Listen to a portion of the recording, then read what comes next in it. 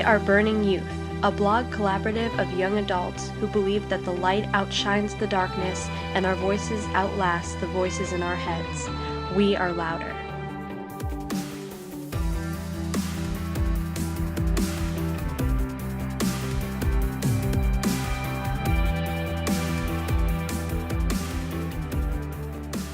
Hello, beautiful friends and listeners. Hi-oh. One and the same, right? We're recording this podcast the same day that we recorded the other one. So you guys are like 2 weeks older, and we are 1 hour older. So think about that for a minute. They wouldn't have known if you didn't say. But transparency is a good thing. So today we're going to talk about, as we're chugging along into February here, no doubt seeing some really awesome posts. We won't be able to really, sometimes we mention some of the recent posts that have gone up, which we won't be able to do because we'll be talking about really, really old posts because we're in the past and y'all are up in the future. But yeah, go check out the blog. We're talking about self-love this month. We're talking about focusing on showing ourselves kindness, finding a kind center to live out of, to make that our motivation, to have a healthy mindset about ourselves. And the last podcast we talked a lot about how we can do that mentally and emotionally, and today we're going to talk about how we can do that for our bodies. So we're going to talk about body image, which is a topic we're both pretty passionate about, and we were actually just blabbering about it for like a good 15 minutes before we even hit record. So hopefully all our energy didn't go out there, and now we have nothing left. No, just kidding. So we're going to talk about that some. Worst case, we'll just talk about how much we love waffles, and that will be good enough. Absolutely. So first, I think it's needless to say that there's so much pressure in today's world on our generation, both girls and guys, that your body should look a certain way and that you should act a certain way and you should dress a certain way. You should wear clothes that flatter certain areas of your body, and certain areas of your body should look this certain standard textbook way. Like you're manufactured plastic Barbie or Ken doll. And I resent this view. And I resent this view because each and every person is different. And what I like to talk about is you could take someone who is the exact same height and the exact same body weight and kind of the same general, features of their body and faces and whatever. They could be very similar people, weigh the exact same thing, and yet their bodies will look different from each other because they are different people. And this is so non-revolutionary of an idea, yet it is so revolutionary at the same time because we live in a world where you're seeing the girl in the bikini on the magazines and the checkout lines who, then there's 20 tips about how to make yourself look like this person. And that is such a wrong view to have. Yeah, I agree. And like you were saying, comparison is really the thief of joy. And we all kind of know that, and we've heard that quote said in various different ways. But, and really can be applicable for anything, not just body image, but especially body image, because you will never be somebody else. Your body will always look different than anybody else on the planet. And that's what's beautiful about it. Is the uniqueness and the fingerprint and the fact that you are an original work of art and not just a replica of what you want to be. And I think a lot of times this is sold to people as almost like a product of, like you were saying, here these tips in a magazine, or this workout that you do, and if you do this, you will burn so many calories or so much fat or whatever. And it's really sad that you're really selling these people temporary happiness that isn't going to be fulfilling at all. Right. In the form of being abusive to yourself. Right. And the view that's very popular is that skinny is pretty. And that's so wrong, because that's focusing on, if you can force your body into a certain shape that we're telling you looks good, then you'll be happy with yourself. That's actually really unhealthy. Your point of view, your drive and motivation should always be, how can I be the healthiest version of myself that I can possibly be? How can I take care of my body and take care of my... I knew that was going to happen. Wow. We have one of those bird clocks in our house. Yeah. And it went off an hour ago. Like we're it still does. sitting here. We're still Wow. sitting here. That's devotion right there. Devotion. The sweetest devotion hit me like an explosion. We're devoted to you guys. So as I was saying, like, skinny is not pretty. Healthy is pretty. Being fit is a good goal. Being skinny is not a good goal. And I think me and you both know this from experience, because we've both been through times of our lives where we've struggled with that. And I know for me, I won't go into it a lot because it's a long, dramatic story. But I wrote a blog post not too long ago, somewhere over the summer, that was called The Blog Post That Took Me 2 Years to Write, kind of talking about how yoga helped me overcome a time in my life where I was anorexic and very underweight. And because of that, because I created this pressure in my mind about having to make my body a certain weight and very, very, very, very thin, I became extremely unhealthy, and it was probably one of the worst periods of my life I have ever experienced, and it took me years to gain back my health. So I always feel very compelled to speak, especially with girls, about don't do that to yourself. Don't put yourself through that, because you are pushing yourself toward death by trying to make your body a certain weight. It's not good for your body to do that. It's not healthy. When you force yourself to be a certain weight that your body doesn't want to be, if you're a healthy person and you are trying to force your body into a thinner shape or whatever, that's not going to end well. You're making yourself more and more susceptible to diseases, and you're damaging your physical body. Your muscles are suffering. Your hormonal body aspects of your body is suffering. It's not a good thing to do. It's dancing with death, as I always refer to it. And I think, we've kind of talked about this a little bit. Yeah. Yeah, definitely. And I've gone through a lot of the same kind of similar experiences.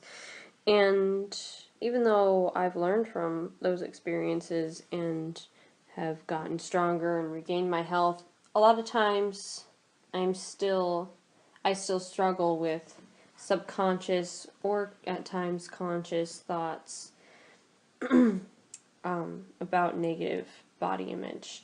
And that's something that, I mentioned just because I'm not perfect. I haven't come to a perfect understanding of it. And it's a practice. Yeah, it is a practice. And I think, students can help students in that. So you don't have to be an expert on it to speak out for the truth. Just like I'm not an expert. I still struggle with things. Yet, I want to help anybody who's struggling with the same thoughts that to understand how beautiful they are and to understand that their strongest, healthiest self is the best self that they could be. Right. And I suffer with the same kinds of thoughts, even still today. Right. I think because of the world we live in, there's a lot of residue because that gets on your brain. A lot of residue. I just almost wasn't even going to explain that. But like residue for the brain when you see these commercials and these advertisements and it's push, push, push, push, push, do, go, go, go, so you can be better, so you can be better, so you can be better, so you can look like her, so you can look like this model, so you can look like this actress who, weighs, this body weight, and you know what? You're not that person. You don't have to try to be that person.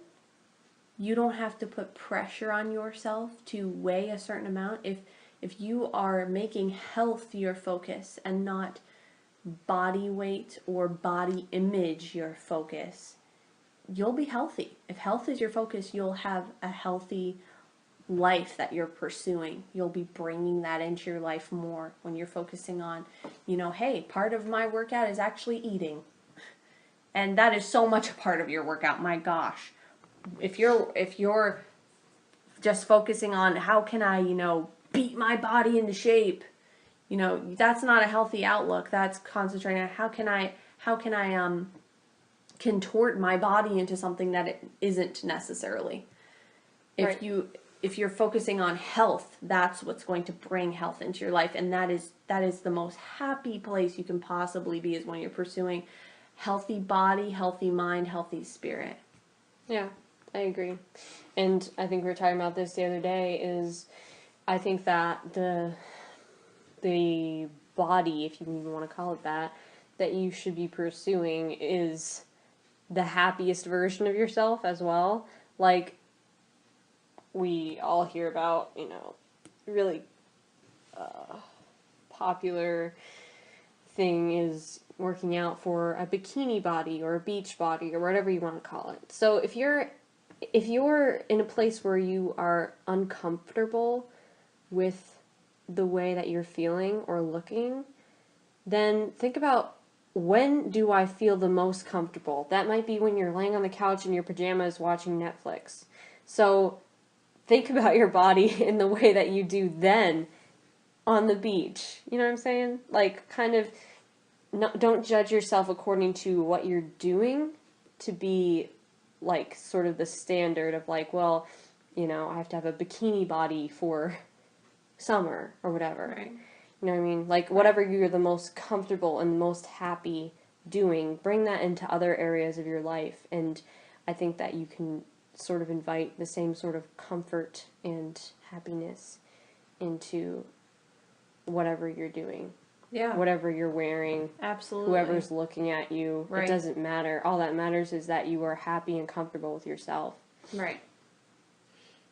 There are, I remember watching a TED Talk, and I think you watched it too, that was a former model, I believe, talking about how when she was in modeling, how insecure she was about her body, and how insecure so many of of women in the model industry are insecure about their bodies. And these are women that, are on the magazines and that a bunch of girls look up to and want to look like them.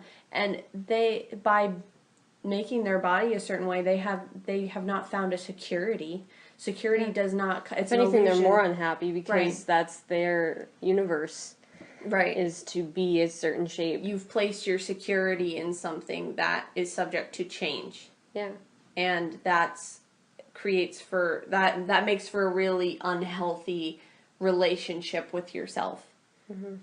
Yeah. So even if you could snap your fingers and be a model, would you want to be? Right. Exactly. And the thing is it's just, what is attractive and what people are into, what girls are into, what guys are into, we're all into, is confidence. And when you are confident in yourself and who you are and who God has made you to be, and you are happy about that, that is the most beautiful thing. That radiates out of you. And so when you, get dressed in the morning and you wear those clothes with confidence and you carry yourself with confidence and your posture radiates that and your smile radiates that, that's where your beauty is coming through. You could be, a size 0 model, and if you don't have any happiness about yourself, what a sad existence that is. It has nothing to do with the size of your body, the proportions of your body. What is important is focusing on how can I be the healthiest version of me, not just in my physical body, but also in my soul and in my spirit. How am I feeding my spiritual body? Am I just, cracking down at the gym every day, or am I also putting on the righteousness of God and getting stronger in faith? Because anyone can work out, anyone can, beat on themselves and do whatever, but not everyone can find a center of, I'm going to be joyful in the way I look, with my messy hair, with my acne, which I have, with the healthy amount of body fat, which I possess and I'm proud of. Mm-hmm. And I'm going to be confident in who God has made me to be and the purpose He put inside of me, the potential He put inside of me, which has nothing to do with looking a certain way to please people who don't even care. Yeah, amen. And I think for those of us who do work out and exercise on a regular basis, I think another thing that society has kind of brought us to believe, and we mentioned this kind of a little bit in the last podcast, is not so much finding what feels good as much as what looks good. And so for a long time, I was focused on what looks good, even after regaining my health, physical health, from anorexia and so on and so forth. But I would always kind of look at it as, what will this particular exercise or workout or 30-day plan make my body look like? And that's, even if it's getting towards stronger and more muscular, even that is an addiction of some kind, or an obsession that's not necessarily healthy. And I think that physical health should be married to mental health, and that's really the only way you can be the healthiest version of yourself. And so I've been trying to look at it more not as how will this look, but how does it feel? Like, listen to your body, listen to your aches and your pains and your soreness, and listen to your limits and Right. your weaknesses. Right. And just embrace where you are. And that's not a bad thing to be weak. It's not a bad thing to be sore. Right. Do what you can and notice how you feel when you work out. Notice how you feel after you work out. And let the feelings be the reward and the sensations be the reward instead of, how sculpted do I look after 30 days? Like, how do you feel inside? How do your guts feel? Right. How do your bones feel? How does your brain feel? Focus on the guts. Yeah. Like, that'd be like a good 30-day challenge. Like 30 days for happier guts. Yeah, sure. Why not? I love it. And so much of it is related to self-talk too. Like, just in our heads, how, we wake up tired and we're like, well, I was planning on doing my, 6-pack abs workout, so I'm going to go do it, even though I'm tired. And I feel like, maybe just doing some nice stretches and then,